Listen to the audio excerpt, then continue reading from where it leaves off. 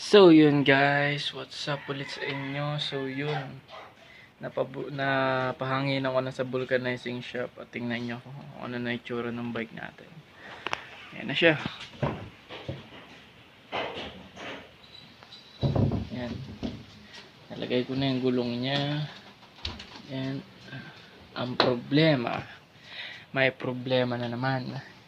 Kasi maliit yung gulong niya, hindi abot sa preno niya. So yun ang problema natin.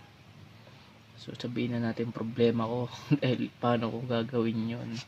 Maikli yung C-clamp. Dito rin sa unahan maiksi. Ang gwapo mo na. Kaso nagka problema pa. Ay, anong gagawin ko? So yun. Ay nako, ready na yung mga tools ko eh. Padena. So yun lang muna guys. Pag-iisipan ko kung anong gagawin ko dito.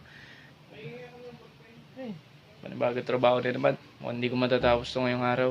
So yun guys, yun muna. Susunod na lang. Bush.